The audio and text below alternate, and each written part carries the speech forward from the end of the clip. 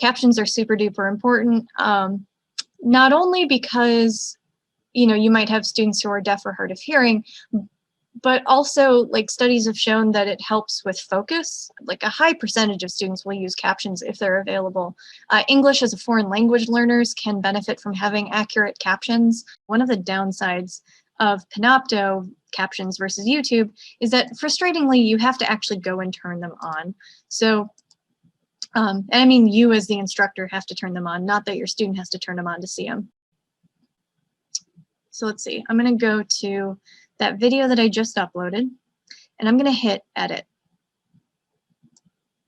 So whenever I hover over any of these videos and I click the button that says edit, this is going to take me into the video editor, which we have not talked a whole lot about, and I will introduce you to this stuff in just a sec. But the first thing I want to show you is this Captions tab on the left-hand side. Let me zoom in a little bit.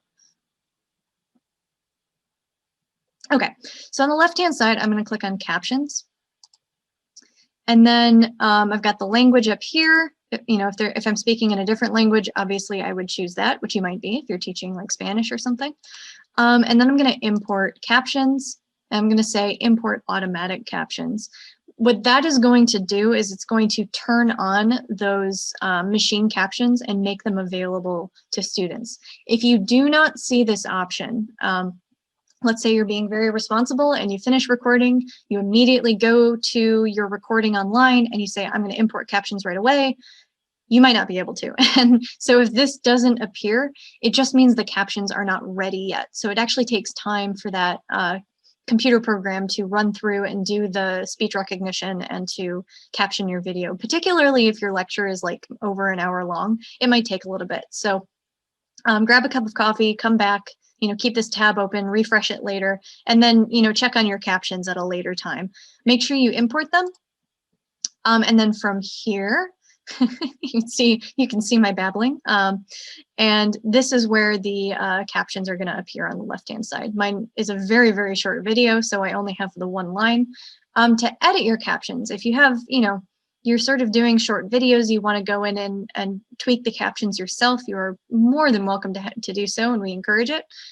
Just click anywhere in this box, and now I have the ability to edit. So because I'm using my webcam for other stuff. It looks like it got this pretty much right. I don't think webcam needs to be, is webcam one word? Maybe, we're gonna say it's one word.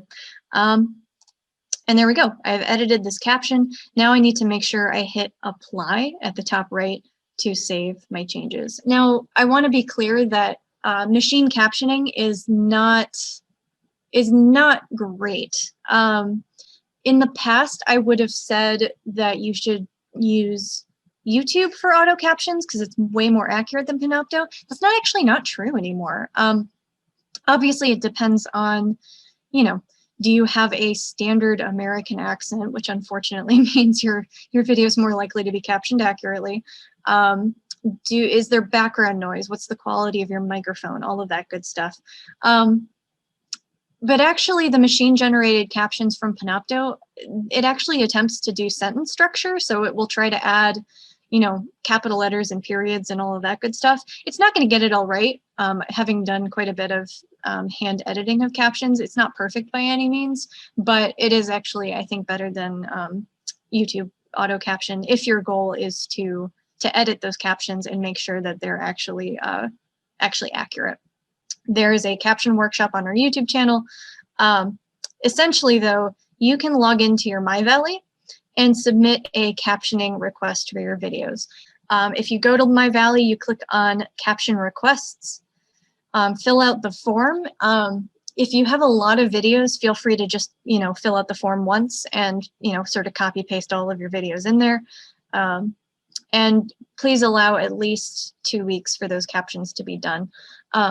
If it's something where you have an official accommodation request from the Office for Student Access, then obviously we will, we have a paid captioning service and we can expedite the process. However, it can still take a few days depending on how long your video is. So definitely the sooner you know that you're going to need captions is the sooner you should submit, just so that we have some time to get those captioned.